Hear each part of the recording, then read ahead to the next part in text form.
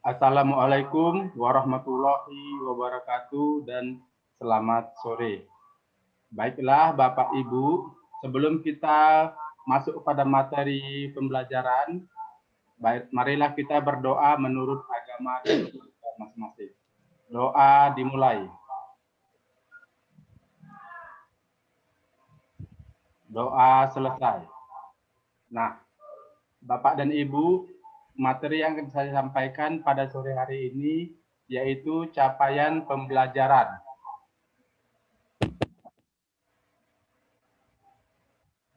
Baiklah, saya akan menjelaskan sedikit tentang capaian pembelajaran. Capaian pembelajaran itu adalah secara sederhana, capaian pembelajaran bisa diidentifikasikan sebagai kompetensi pembelajaran yang harus dicapai peserta didik pada setiap tahap perkembangan peserta didik. Untuk setiap mata pelajaran pada satuan pendidikan dasar dan pendidikan menengah. Capaian pembelajaran memuat kumpulan kompetensi dan lingkup materi yang disusun secara komprehensif dalam bentuk narasi. Nah, dalam pencapaian pembelajaran di sini, tingkatannya itu yaitu SD dan SMP.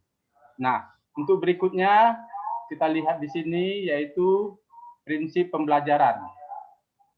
Dalam prinsip pembelajaran ini ada dua. Yang pertama, terukur dan spesifik, yaitu pemahaman dan pengetahuan, praktis, keterampilan generik. Nah, pada prinsip pembelajaran yang kedua, yaitu di sini fleksibel. Fleksibel itu yaitu sesuai proses dan tahap belajar siswa. Nah, pada berikutnya, komponen capaian pembelajaran itu ada 3. Yang pertama, rasional mata pelajaran, yaitu memuat alasan pentingnya mempelajari mata pelajaran tersebut dan keterkaitan antara mata pelajaran dengan salah satu atau lebih profil pelajar Pancasila. Di sini mata pelajaran itu dikaitkan atau berhubungan dengan profil pelajar Pancasila. Nah, pada komponen capaian kedua ini, yaitu tujuan mata pelajaran. Tujuan mata pelajaran itu adalah komponen atau kompetensi yang perlu dicapai peserta didik setelah mempelajari mata pelajaran tersebut. Nah, pada komponen capaian pembelajaran yang ketiga, yaitu karakteristik mata pelajaran. Karakteristik mata pelajaran itu adalah deskripsi umum tentang apa yang dipelajari dalam mata pelajaran serta elemen-elemen strand atau domain mata pelajaran dan deskripsinya. Artinya, mata pelajaran itu mempunyai karakteristik yang bisa dikembangkan. Nah, capaian pembelajaran setiap fase, yaitu deskripsi yang mencakup pengetahuan, keterampilan, serta kompetensi umum. Pembagian fase dalam CP dapat digambarkan sebagai berikut, yaitu fase A. Fase A ini adalah pada umumnya SD kelas 1 dan 2. Itu antara umur 6 sampai 8 tahun. Di sini pada kelas 1 dan kelas 2 ini anak baru belajar membaca, yaitu mereka baru mengenal huruf dan menyatukannya, kemudian mengutarakannya melalui kalimat. Nah, pada fase B, pada umumnya SD kelas 3 dan 4, yaitu antara umur 8 sampai 10 tahun. Nah, pada fase ini, anak sudah bisa mulai menggambar-gambarkan atau memiliki kemampuan untuk bercerita dan sebagainya. Nah, pada fase berikutnya, yaitu fase C.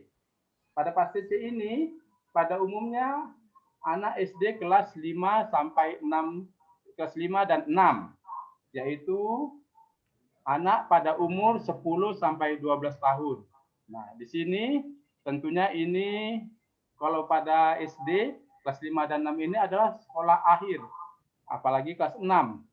Mereka akan tamat dan selesai pada pendidikan sekolah dasar.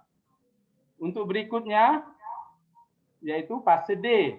Pada fase D ini, pada umumnya SMP kelas 7 sampai 9, yaitu antara umur 12 sampai 15 tahun. Nah, anak pada umur ini, yaitu kelanjutan dari mereka setelah tamat SD.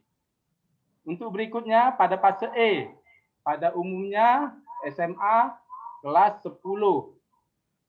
Pada SMA kelas 10 ini, anak-anak yaitu mampu mengembangkan kreativitasnya, mampu mengutarakan hal-hal yang berkaitan dengan deskripsi, yaitu mencakup pengetahuan. Nah, pada fase terakhir yaitu fase F. Pada fase F ini pada umumnya SMA kelas 11 dan 12. Tentunya kelas 11 dan 12, apalagi kelas 12 itu adalah akhir dari mereka akan selesai pada sekolah tingkat atas.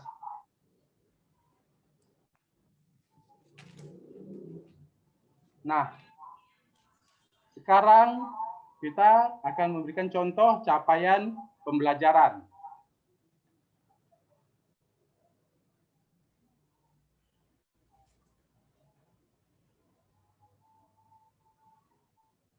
Yaitu identifikasi kompetensi yang dicapai pada elemen domain di setiap fase capaian pembelajaran. Fase A, usia anak 6 sampai 8 tahun, yaitu kelas 1 dan kelas 2 SD. Di sini peserta didik memiliki kemampuan berbahasa untuk berkomunikasi dan menalar sesuai dengan tujuan kepada teman sebaya dan orang dewasa tentang diri dan lingkungan sekitarnya. Peserta didik mampu memahami dan menyampaikan pesan, mengekspresikan perasaan dan gagasan. Kemudian di sini ada kompetensi yang ingin dicapai, yaitu A, menyimak. Kemudian menyimak di sini peserta didik mampu bersikap menjadi penyimak yang baik dan seterusnya. Kemudian B, membaca dan memeriksa. Peserta didik mampu bersikap menjadi pembaca dan pemeriksa yang baik. Peserta didik mampu memahami informasi dan dari bacaan yang dibacakan. Kemudian di sini C, berbicara dan memprestasikan. Peserta didik mampu melafalkan teks dengan tepat, berbicara dengan santun, dan menggunakan volume dan intonasi yang tepat sesuai dengan konteks pembelajaran. Kemudian di sini D, menulis. Peserta didik mampu bersikap dalam menulis di atas kertas atau melalui media. Peserta didik mampu menulis deskripsi dan beberapa kalimat tunggal, kemudian meresponnya. Kemudian di sini pada fase B, yaitu usia anak 8 sampai 10 tahun. Ini kelas pada umumnya kelas 3 dan 4 SD, yaitu mereka menyimak. Peserta didik mampu memahami ide pokok gagasan suatu pesan lisan informasi dari media audio teks, kemudian mengikutkan lisan yang berkaitan dengan tujuan berkomunikasi. Peserta didik mampu memahami dan memaknai teks narasi yang dibaca, kemudian membaca dan memeriksa. Peserta didik mampu memahami pesan informasi tentang kehidupan sehari-hari. Kemudian di sini C, berbicara dan mempresentasikan. Peserta didik mampu berbicara dengan pilihan kata dengan sikap tubuh yang santun, menggunakan volume dan intonasi yang tepat sesuai dengan konteks dan sebagainya. Kemudian D, menulis. Peserta didik mampu menulis teks narasi deskripsi, rekon prosedur, dan eksposisi dengan rangkaian kalimat yang beragam. Kemudian di sini fase C, ada pada usia 10 sampai 12 tahun, yaitu kelas 5 sampai kelas 6 SD. Menyimak. Peserta didik mampu menganalisis informasi berupa fakta, prosedur, mengidentifikasikan dari objek, urutan sesuai dengan kejadian. Kemudian B, elemen membaca dan memeriksa. Peserta didik mampu membaca dan dengan lancar, indah, serta memahami informasi, kosakata yang baru dimiliki berupa denotatif, literal, konotatif, dan sebagainya. Kemudian C, elemen berbicara dan mempresentasikan. Peserta didik mampu menyampaikan informasi secara lisan dengan tujuan menghibur, meyakinkan pemitra dengan tutur kata yang sesuai dengan kaidah dan konteks dan sebagainya. Kemudian D, elemen menulis. Peserta didik mampu menulis eksplanasi, laporan, dan eksposisi persuasif dari gagasan, hasil pengamatan, pengalaman, dan imajinasi. Menjelaskan hubungan, menuangkan hasil pengamatan, dan meyakinkan pembaca peserta didik mampu menggunakan kaidah bahasa kesastraan.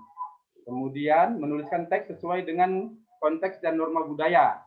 Kemudian fase D, usia anak 12 sampai 15 tahun, umumnya jenjang SMP, yaitu yang diharapkan adalah peserta didik mampu menganalisis dan mengevaluasi informasi berupa gagasan, pikiran, dan pandangan. Kemudian B-nya, elemen membaca dan pemirsa.